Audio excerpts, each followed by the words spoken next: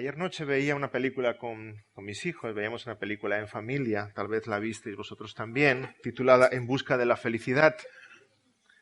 Una película preciosa, a ratos triste, a ratos conmovedora, en la cual Will Smith hace de un tal Chris Garner que está efectivamente buscando la felicidad y todas las luchas, obstáculos, penurias que significa buscar esa estabilidad que él sueña como familia, como persona, y cita varias veces en la película, cita varias veces la Constitución de los Estados Unidos, en especial allá donde dice que todo el mundo tiene derecho a la vida, a la libertad y a la búsqueda de la felicidad. Parece un derecho fundamental del ser humano. Yo diría que es algo más que un derecho fundamental del ser humano. Es una inquietud de la cual no podemos escapar. Todos buscamos la felicidad. La gente busca desesperadamente la felicidad. Y a veces observamos las vidas de la gente y piensas, están buscando la felicidad de la forma incorrecta, en el lugar incorrecto, y no encuentran más que insatisfacción. El apóstol Juan, entre otros muchos temas, en esta nueva serie que estrenamos, nos habla de el verdadero gozo y de dónde buscar el verdadero gozo y dónde se encuentra. Y ya encontramos esa respuesta en los primeros versículos que vamos a ver hoy. Iniciamos una serie nueva de sermones, Andemos en Luz, sobre las cartas del apóstol Juan. Veremos la primera, que es la más extensa, pero también la segunda y la tercera, aunque sean breves. Y Juan, sabemos que es el más joven de los apóstoles. Le recordamos siempre como el apóstol joven, el que corrió más que Pedro para llegar al sepulcro, el más ágil, ¿verdad? Pero aquí cuando nos está escribiendo es un anciano, es un hombre ya mayor. Estamos a finales del siglo I. La iglesia ha crecido, se ha extendido muchísimo, pero la iglesia está sufriendo graves problemas. La iglesia está siendo perseguida por los romanos. La iglesia está sufriendo problemas también desde dentro. Hay divisiones, hay herejías, hay personalismos de muchos líderes. Y a esa iglesia sufriente, Juan escribe estas cartas. A esa iglesia sufriente, el Señor le revela también al apóstol Juan el Apocalipsis, que es un mensaje de ánimo, de aliento, de esperanza. Estamos a finales del siglo I. Y tal vez estés pensando, ¿ya? ¿Llegaron los problemas tan pronto? ¿Qué pensabas? ¿Que la historia de la iglesia era diferente? ¿Que hay cosas que solo pasan en el siglo XXI? Sí, ya en el siglo I, hermanos. El sino de la iglesia ha sido ese, el sufrir.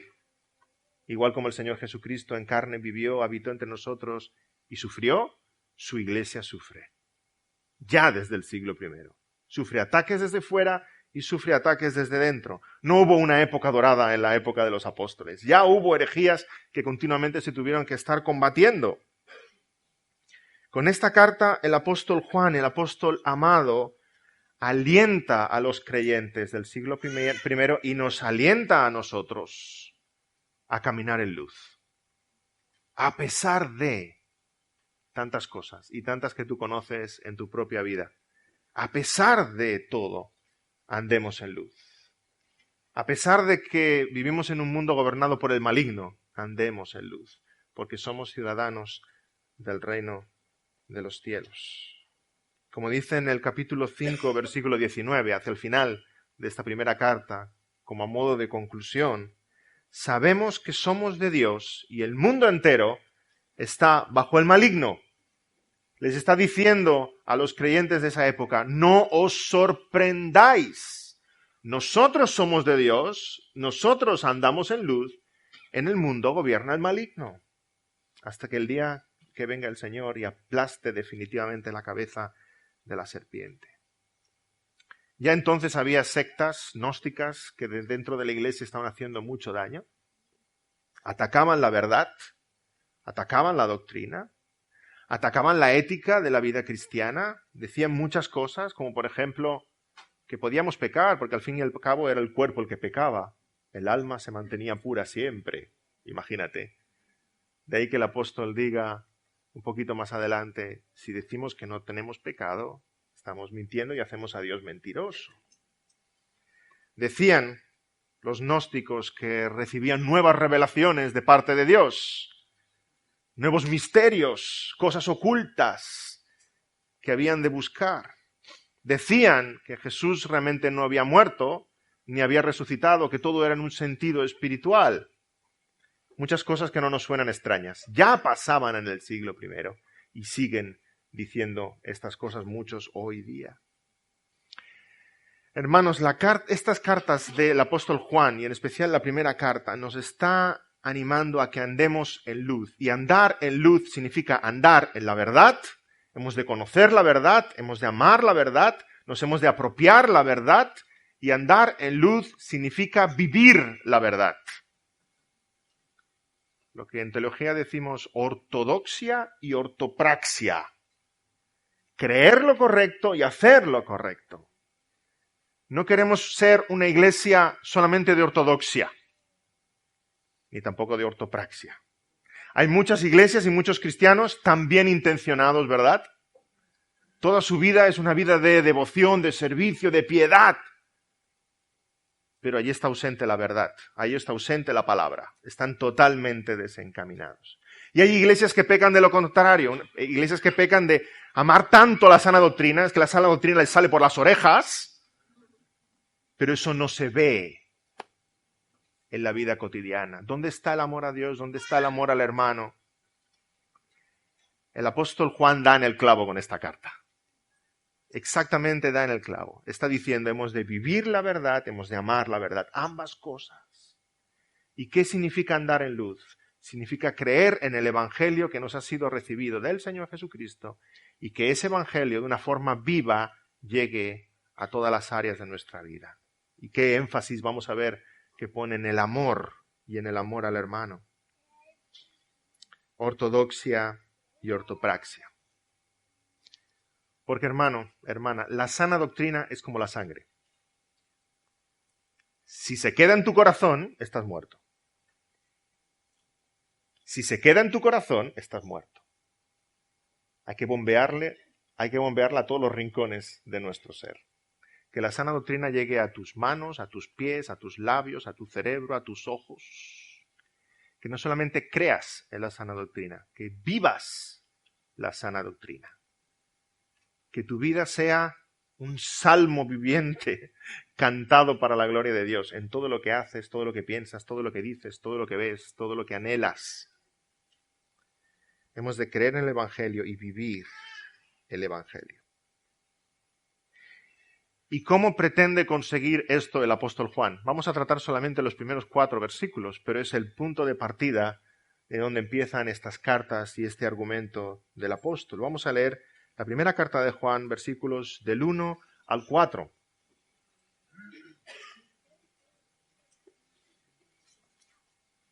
Veamos cómo empieza esta carta. La primera carta de Juan, las cartas de Juan están justo antes de Apocalipsis, casi el final de la Biblia. La primera carta de Juan, capítulo 1, versículos del 1 al 4.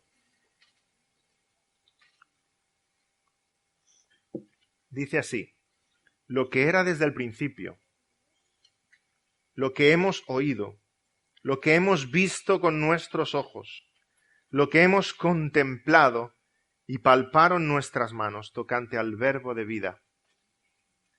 Porque la vida fue manifestada y la hemos visto y testificamos y os anunciamos la vida eterna, la cual estaba con el Padre y se nos manifestó. Lo que hemos visto y oído, eso os anunciamos, para que también vosotros tengáis comunión con nosotros, y nuestra comunión verdaderamente es con el Padre y con su Hijo Jesucristo. Estas cosas os escribimos para que vuestro gozo sea cumplido. La primera carta de Juan, si ya la habéis leído entera, supongo que esta semana la habéis leído para estar preparados para el sermón. La primera carta de Juan es peculiar. No parece una carta, es lo primero que nos llama la atención. La típica carta, ¿verdad? En las típicas cartas de la época primero se presenta el escritor, no se presenta Juan. En las cartas típicas de la época al final hay saludos personales, tampoco hay saludos personales aquí. La leemos y la sensación que nos da es que más que una carta es un sermón. o un tratado de teología. Pero sí es verdad que es una carta porque tiene ese tono tan pastoral, tan cercano, tan personal. Juan nos está hablando a nosotros, nos está escribiendo este mensaje. Qué expresiones tan deliciosas usa el apóstol. Hijitos. También dice amados. También dice hermanos. Y en la primera carta no, pero en la segunda y la tercera empieza de esta manera, hablando de él. El anciano. Fijemos que Juan podía haber dicho, Juan, apóstol del Señor Jesucristo, pero el tono cercano, íntimo que está usando con nosotros. Él es el anciano. Es como si nuestro padre en la fe nos estuviera explicando. Bueno, más que padre sería abuelo o bisabuelo o retatatarabuelo, ¿verdad? En la fe. Pero nos está instruyendo para que no nos desviemos de la verdad, para que no escuchemos otras voces, para que caminemos adelante en la vida cristiana. Juan nos escribe como un padre en la fe y escribe a los creyentes de su tiempo, pero nos está escribiendo a nosotros, porque nuestro corazón es el mismo, lucha con lo mismo, y los ataques que recibe la Iglesia 2000 años atrás, hoy en día, siguen siendo los mismos. Necesitamos andar en luz, alejarnos de las tinieblas, amar la verdadera doctrina, apartarnos de los falsos maestros y andar en luz también viendo de una forma práctica esa vida cristiana, viviendo en piedad, amando al hermano, amando a Dios sobre todas las cosas. Eso es aplicable entonces y aplicable hoy exactamente igual. ¿Cómo va a conseguir Juan eso? ¿Cómo nos va a transmitir todo eso? ¿Cómo empieza su carta? Evidentemente empieza hablando de Cristo. ¿Dónde podía empezar si no? Hablando del Señor Jesucristo. Si intentáramos hacer una estructura o un bosquejo de esta carta, sería realmente difícil seguir el argumento de Juan. ¿No os da la sensación cuando leéis esta carta que Juan se está repitiendo? Algún comentarista que he leído esta semana dice, claro, Juan se está repitiendo porque es que se está haciendo mayor. Entonces se va repitiendo, se va repitiendo. Yo creo que hay algo más ahí. Juan está utilizando un estilo muy hebreo. Los hebreos repetían las cosas, ¿verdad? Habían paralelismos de repetir varias veces la misma frase. Pero Juan, desde el principio, va introduciendo nuevos elementos. Y además de que va repitiendo esos nuevos elementos, cada vez la carta es más y más compleja. Lenski, que es un estudioso del griego, dice que es realmente como una espiral. Es como si Juan empezara abajo con un solo tema y va incluyendo temas en redondo, ¿verdad? Y cada vez la carta es más y más compleja. Casi como si un tornado nos hubiera tomado, ¿verdad? Y nos está llevando hacia los cielos en círculos cada vez más anchos. ¿Y dónde empieza? ¿Cuál es ese centro, ese epicentro de esta primera carta de Juan? Lo que era en el principio. Vaya bofetada para los gnósticos. ¡Qué revelaciones nuevas! Y que lo que era en el principio. ¿Qué era en el principio? Bueno, esto nos recuerda en primer lugar a su evangelio, el evangelio de Juan, que dice, en el principio era el verbo, y el verbo era con Dios, y el verbo era Dios. Pero es que el evangelio nos recuerda otra vez a el principio, que es el Génesis. En el principio creó Dios los cielos y la tierra. Lo que era en el principio, la historia de la redención, el plan perfecto de Dios, desde antes de la fundación del mundo. Lo que era en el principio, la voluntad de Dios para con nosotros, la encarnación, la vida del Señor Jesucristo, la expiación de los pecados. Lo que era en el principio. Fijémonos que no dice el que era en el principio, ese diríamos es Cristo Jesús. Dice lo que era en el principio, el mismo mensaje. Eso es lo que quiero anunciaros, el mismo mensaje. Que el Hijo Eterno de Dios vino en carne y murió en la cruz por nuestros pecados y fue sepultado y resucitó al tercer día. El glorioso evangelio del Señor Jesucristo, eso que es desde el principio y ha sido siempre, eso es lo que os quiero recordar y os quiero anunciar.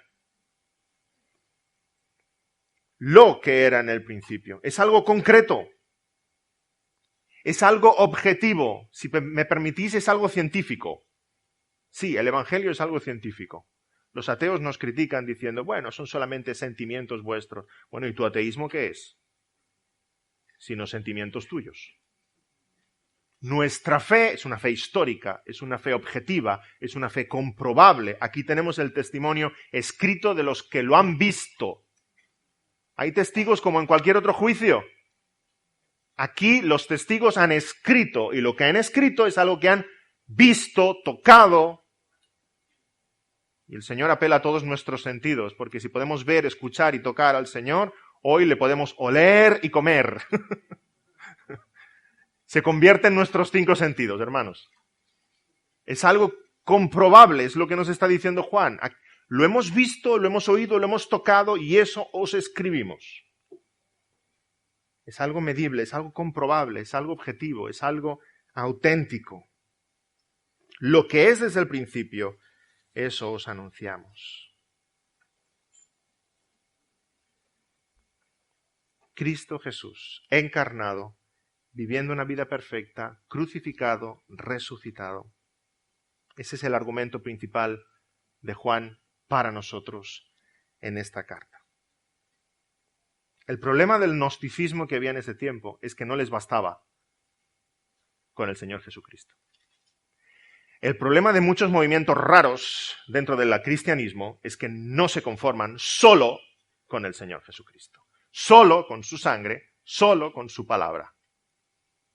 Y muchos dicen, sí, Jesús, está bien, pero ¿y algo más? Y cuando el cristiano se plantea ese ¿y algo más? Entonces la serpiente que está escondida detrás del árbol sale y dice, ¿quieres saber algo más? Con que Dios os ha dicho que... Y la serpiente está ahí lista, preparada para ese momento en que el cristiano piensa, ¿y algo más? Y ahí vienen todas las mentiras del diablo. Las locuras más profundas vienen sobre la iglesia cuando empieza a pensar que Cristo no es suficiente. Y en medio del desbarajuste que el apóstol Juan estaba viendo, su primer argumento vuelve a ser el mismo. Cristo Jesús encarnado. Cristo Jesús encarnado. Y nos recuerda esa centralidad del Señor Jesucristo. Hermanos, no digamos nunca Cristo, pero algo más. Es solo Cristo, es solo por medio de la fe, es solo su gracia, es solo la gloria de Dios, es solo su palabra, es solo su sangre. Y basta ya de todos los aditivos. Basta ya de nuevos profetas, de nuevos apóstoles, de nuevas experiencias, de nuevos libros sagrados, de nuevas revelaciones, de nuevas sectas, de nuevas visiones. Basta ya, digamos, basta ya todo aquello. Es Cristo y solo Cristo. Y hay demasiado gnosticismo hoy día, disfrazado de cristianismo. Pero rechacémoslo, no escuchemos a aquel que dice, traigo algo nuevo de parte del Señor. Dice el apóstol Juan, lo que era desde el principio, eso os anunciamos. Y en palabras del profeta Jeremías, capítulo 6, versículo 16, así dijo Jehová, paraos en los caminos y mirad.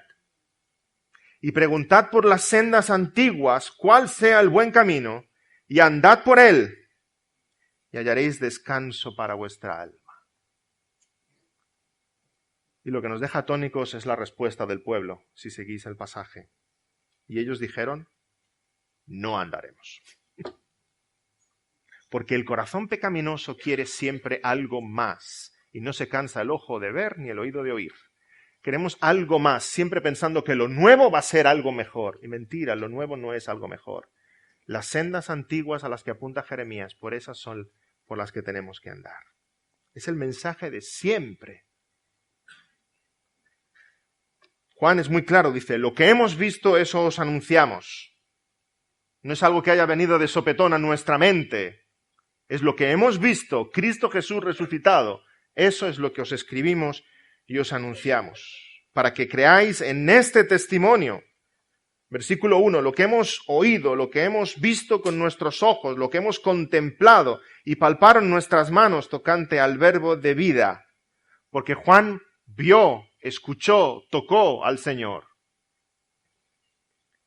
Y vemos aquí una maravillosa progresión. Fijémonos en el orden que lo pone el apóstol.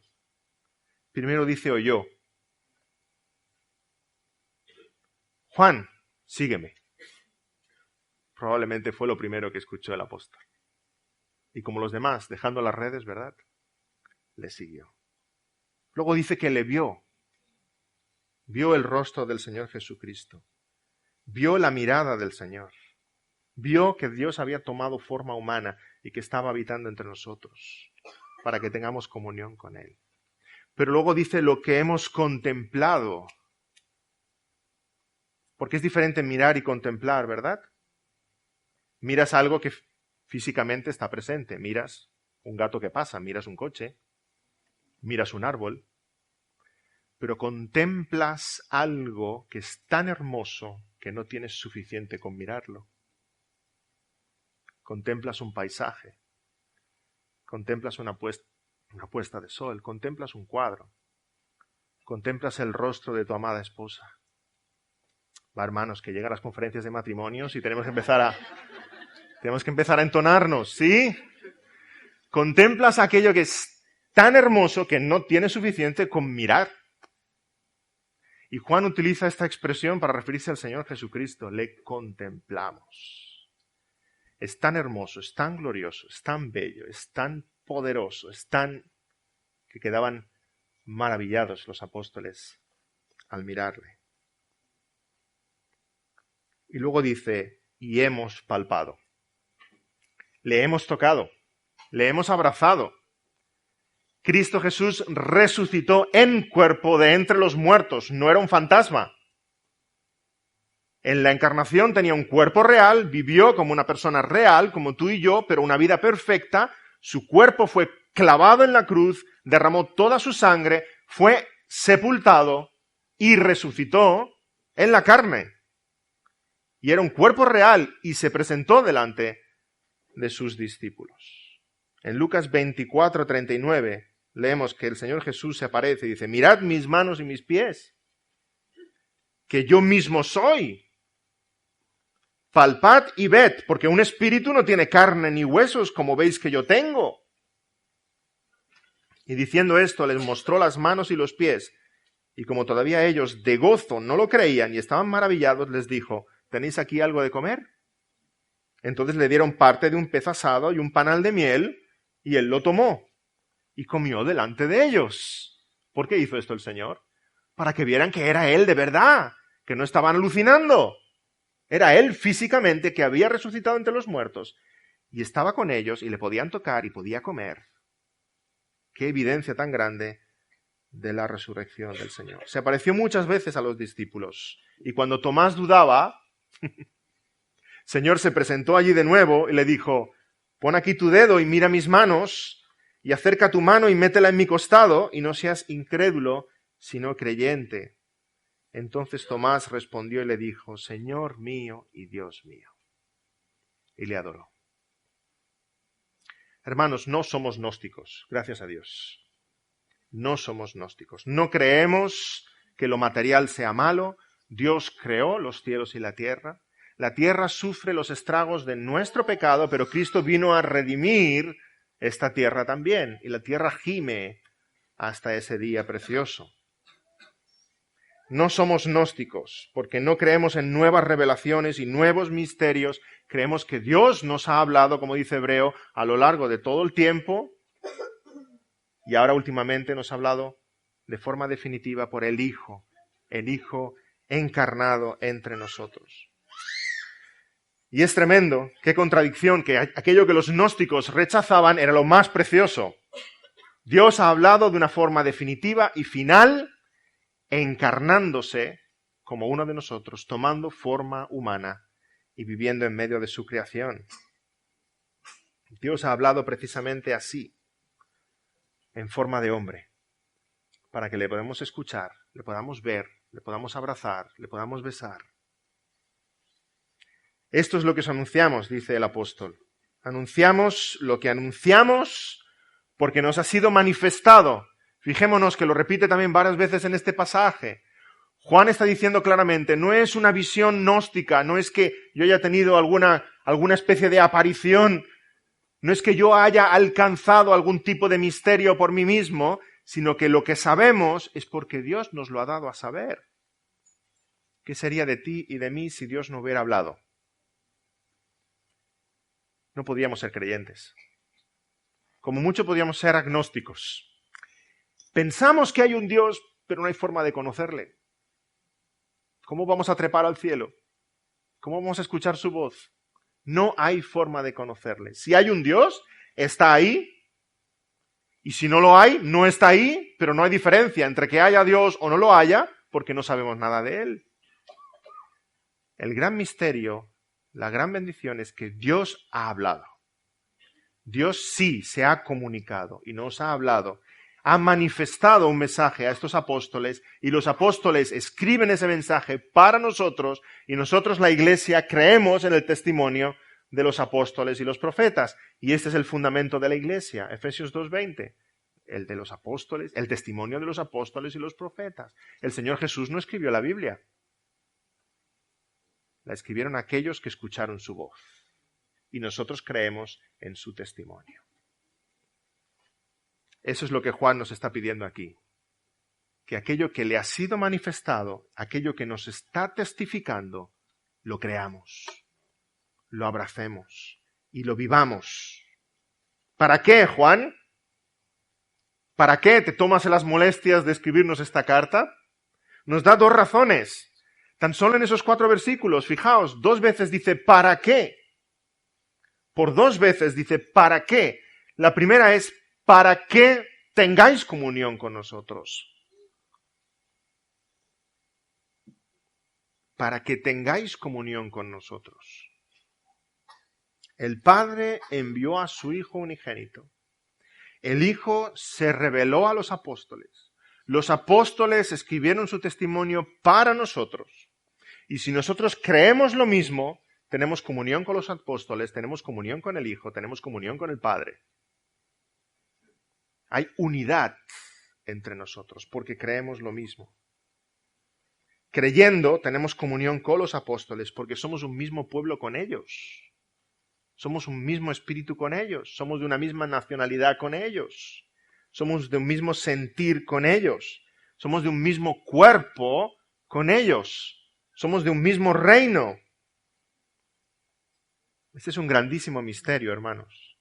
Es un gran misterio que el creyente está unido a Cristo, como la vid y los pámpanos, pero es un gran misterio que el creyente está unido a sus hermanos, como los pámpanos están unidos a los pámpanos porque están colgando de una misma vid.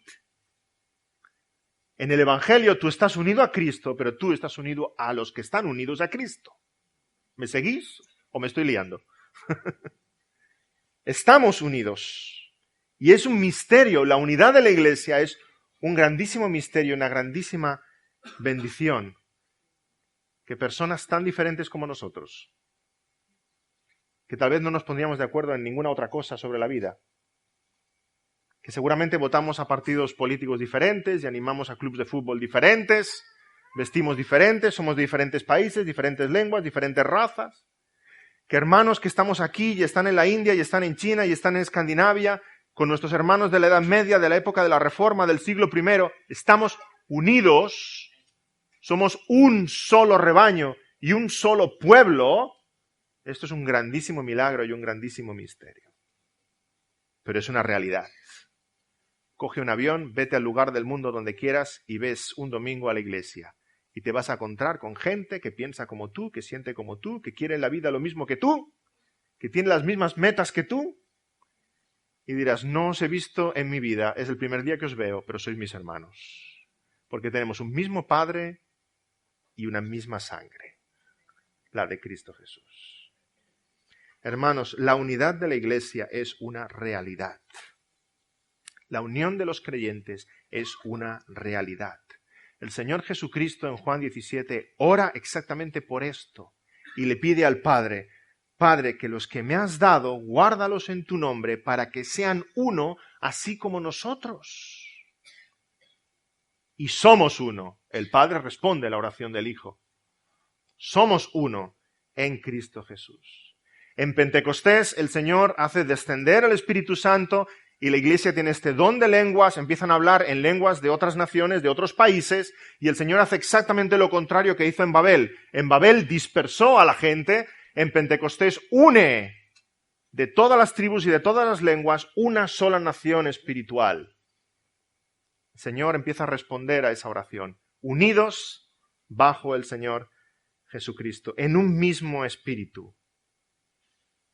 La unidad de los creyentes es una realidad y no tiene nada que ver, ahora me pongo duro, no tiene nada que ver con toda esa farsa y esas pantomimas ecuménicas que podéis encontrar por ahí. Eso es nada más que politiqueo. No hay ninguna relación, ninguna comunión entre representantes oficiales de los ortodoxos, los católicos, los evangélicos y quien quiera, hasta los musulmanes. Es solo una pantomima política. Porque la unidad entre el Padre y el Hijo no es una unidad política o institucional. La relación entre el Padre y el Hijo es una intimidad real y espiritual, y esa es la que tenemos nosotros. Dice, como el Padre y tú somos uno, que ellos también sean uno. Unidos en la verdad, unidos en la cruz del Calvario, unidos en cada página de la Biblia. Somos hermanos. Y hermanos, a mí me produce un gran gozo ver esa unidad entre nosotros. Cuando acaba el culto, y no hay forma de que os vayáis, a alguno le vamos a tener que comprar una tienda de campaña plegable y un saco de dormir para que se queden aquí viviendo. Cuando acaban las reuniones y nadie se quiere ir, damos gracias al Señor. Porque vemos esta unidad. Porque no estamos hablando de cosas mundanas. Estamos hablando de la fe, estamos hablando de la vida, estamos hablando de cómo servir a nuestro Señor. Esa unidad es preciosa. Es una adicción cristiana la que tenemos. Somos adictos a nuestros hermanos. No podemos vivir sin ellos. Estamos encantados de estar los unos con los otros. Igual como mi mano está encantada de estar unida a este brazo. Si le pudiéramos entrevistar, yo creo que diría eso. Estoy encantada de estar unida a este brazo. Así nosotros estamos encantados de estar los unos con los otros, porque somos miembros de un mismo cuerpo. Estamos unidos. Pero dice el apóstol, para que tengáis comunión con nosotros, y luego describe más de esa comunión, que es con el Hijo y es con el Padre. Es la misma comunión. Había gnósticos en aquel tiempo que despreciaban al Señor Jesucristo, decían que tenían relación solo con el Padre y no con el Hijo. Juan está dejando de forma clara aquí que es la comunión con el Hijo, es la comunión con el Padre, y Cristo es el único mediador entre Dios y los hombres. Dice más adelante, en el capítulo 5, versículo 12, el que tiene al Hijo tiene la vida. El que no tiene al Hijo de Dios no tiene la vida. Y dice también en el Evangelio de Juan 5:23, el que no honra al Hijo, no honra al Padre que le envió. Así que el primer propósito de Juan para escribirnos todo esto es para que tengamos comunión. Comunión con los apóstoles, comunión los unos con los otros, comunión con el Hijo, comunión con el Padre. Esa unidad espiritual viene de creer lo mismo y de sentir lo mismo y de estar juntos mirando a Cristo. Pero luego dice algo más, para que vuestro gozo sea cumplido. Juan anuncia esta verdad para que tengamos comunión y para que nuestro gozo sea cumplido. Este verbo, aquí cuando habla de cumplido, pleró en el griego, aparece muchísimas veces en el Nuevo Testamento, 86 veces. No me extraña porque la palabra del Señor se cumple.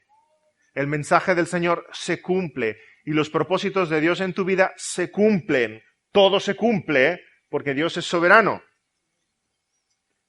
Pero este verbo cumplir o completar también se puede traducir como llenar. Que vuestro gozo sea lleno. Es el mismo verbo que utiliza Pablo en Efesios 5:18 cuando dice, sed llenos del Espíritu Santo. Para que nuestro gozo sea lleno.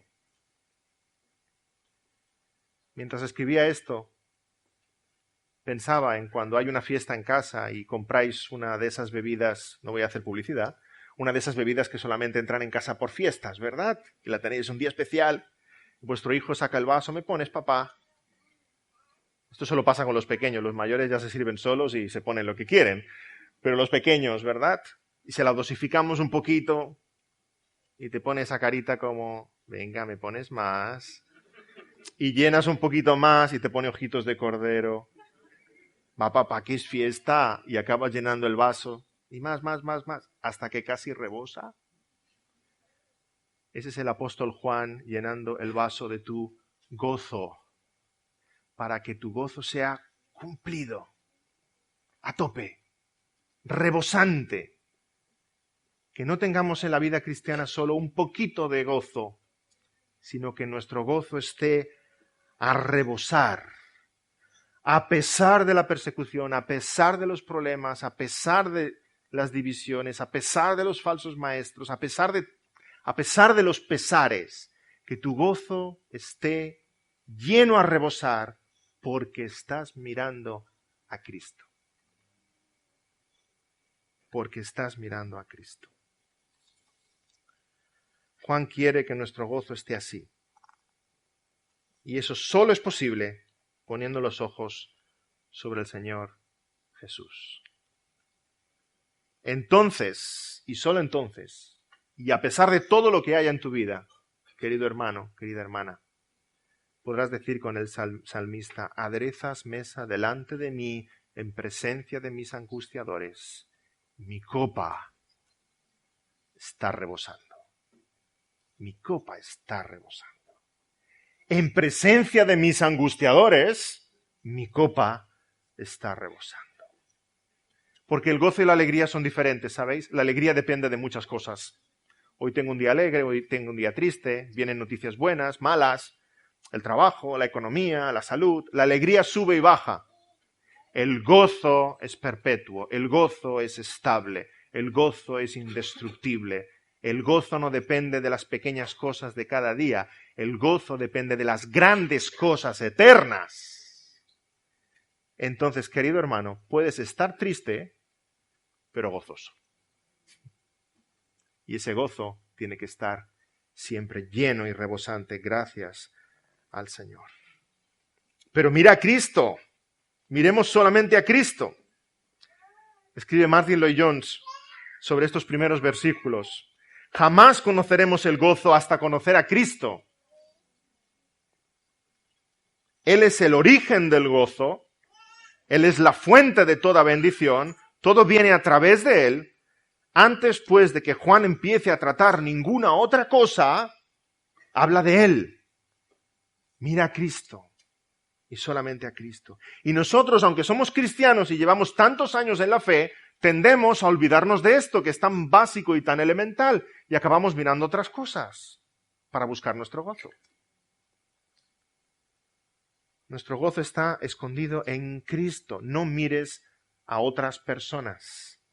El gozo de Cristo no lo vas a encontrar en tu esposa, o en tu esposo, o en tu futura esposa, tu futuro esposo.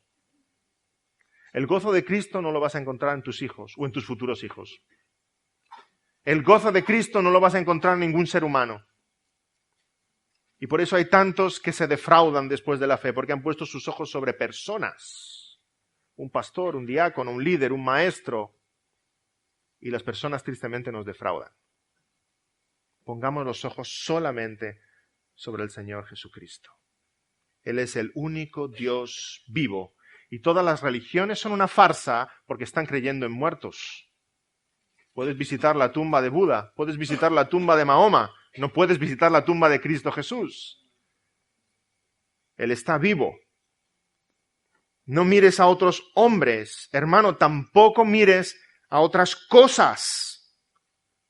Eso es idolatría del corazón.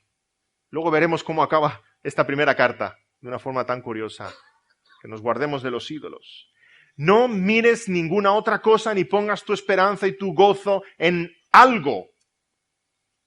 Ya sea tu trabajo, ya sea el dinero, ya sea la casa o el coche que sueñas, ya sea tu futuro profesional, ya sea tu fama, ya sea cualquier cosa que sueñes o anheles, Busca en Cristo y solo en Cristo tu gozo. ¿No ves la gente del mundo? El mundo habla de gozo, de felicidad, de alegría. Disfruta de la vida tanto como puedas. Y yo no veo a nadie disfrutar de la vida. Yo solo veo gente desdichada. Aparentan ser felices. ¡Ja, ja, ja! ¡Qué bonito! Pero son tristes. Gente triste que sigue persiguiendo la felicidad. La felicidad no está en una meta, en unos estudios, en una pareja, en un trabajo, en un futuro, en una cuenta corriente bien surtida. No, no. No vas a encontrar en nada de todo eso la felicidad. Hay muchos famosos que tienen todo eso y acaban suicidándose. Nada de lo creado te puede dar la felicidad que solamente está en el Creador. Buscadme a mí, dice el Señor. Buscad primeramente el reino de Dios y su justicia perfecta, y lo demás vendrá por añadidura. No busques algo, búscale a Él. Y no lo busques a Él para que te dé algo. Búscale a Él porque es Él lo que buscas y es lo único que añoras y deseas y amas. Hermano, no mires a los hombres, no mires a las cosas y no te mires a ti. Por favor, no te mires a ti. Decía nuestro hermano José de Segovia hace unas semanas que, citando a un teólogo, que cada vez que nos miremos a nosotros, miremos 10 veces a Cristo, ¿verdad? Nos miramos demasiado a nosotros mismos. Ay, será verdad. Ay, y si creo. Ay, y si no creo. Ay, si he pecado mucho. Ay, si he pecado poco. Ay, si he perdido la salvación. Ay, si el Señor me aceptará. Ay, si me perdonará esto. Deja de mirarte a ti mismo y mira la cruz del Calvario, por favor. Porque es en la cruz donde están clavados tus pecados. Todos. Los que lloras mucho y los que lloras poco. Los que conoces y los que no conoces. Todos tus pecados están clavados allí. Y allí has sido comprado, has sido redimido, has sido lavado. La cruz del Calvario es realmente lo importante. No caigas en la trampa de mirarte tanto a ti mismo que busques en tu interior gozo, satisfacción, paz, felicidad. No dependas de tu autorrealización, de qué tan buen cristiano eres. Si tengo mucha santidad, poca santidad, si sirvo mucho, sirvo poco. En tus sentimientos, tu seguridad de salvación o no. No te hace salvo tu seguridad de salvación. Hay gente muy segura de que está salva y va al infierno. Y hay gente que estará dudando todos los días hasta que entre por la puerta del cielo. Y diga, ahí va, pues sí que entré. No te hace salvo tu seguridad de salvación. Te hace salvo la sangre del Cordero. No como tú te sientas respecto a la sangre del Cordero. Tampoco te mires a ti mismo, porque el acusador continuamente querrá recordarte tus pecados de antaño para que te sientas por los suelos. Yo no soy abogado de hablar mucho con el diablo, pero a veces hay que decirle, ¡cállate la boca! Y mira a Cristo. Mira a Cristo. Cristo es el que pagó tus culpas. Entonces en Él, y solamente en Él, está tu gozo. Ya sé que la primera carta de Juan no viene después de la historia de Sansón, pero hubiera ido bastante bien. Porque Sansón siempre está mirando donde no tiene que mirar. Y ahora Juan nos recuerda, mira a Cristo. Mira a Cristo. Aquello que yo he visto es lo que te anunció. Ahora mira tú en la misma dirección. Cristo Jesús. Escuchemos la exhortación de Juan y miremos al Señor. Esta carta nos está invitando a mirarle a Él y solamente Él. Él es el centro de nuestra fe, Él es la seguridad de nuestra fe, Él es nuestro motivo de gozo. ¿Y cuántas veces repite Juan esto? 4 veces en solo 3 versículos. Lo que hemos visto con nuestros ojos, versículo 1. Lo que hemos contemplado, también en el versículo 1. Lo que hemos visto, vuelve a decir en el versículo 2. Lo que hemos visto y oído en el versículo 3. Juan le oyó, Juan vio al Señor, Juan contempló al Señor, Juan tocó al Señor y ahora nos está invitando a compartir con Él de esa experiencia y tú pensarás, bueno, yo no le he tocado, ni le he visto, ni le he oído como Juan. El creyente sí ha escuchado al Señor cuando el Señor te llamó. de una forma no audible, pero en tu corazón, has escuchado ya la voz del Señor. Cada vez que leemos en su palabra, has escuchado la voz del Señor diciendo, sígueme. Pero vamos, qué hermoso, hermanos, vamos a seguir la misma experiencia de los apóstoles, porque un día sí le vamos a ver. Y sí le vamos a tocar. Y sí le vamos a abrazar. Aquello que hemos ya creído en nuestro corazón sin ver, y aquel que hemos amado en nuestra alma sin tenerle delante, le vamos a tener delante. Y cuando entremos en el reino de los cielos, al primero que vamos a buscar es a Él. Habrá muchos amigos queridos, ya hablaremos, pero el primero que vas a buscar es a Él.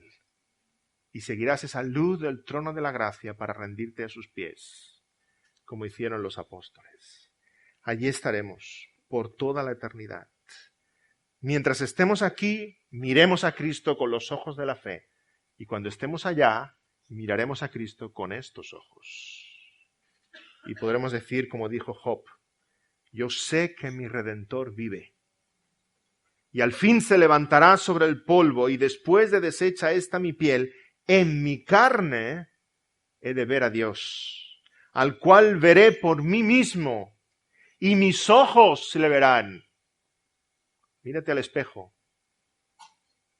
Y esos ojos que ves, esos ojos le verán. Y mis ojos le verán, y no otro, aunque mi corazón desfallece dentro de mí. Amén. Vamos a orar.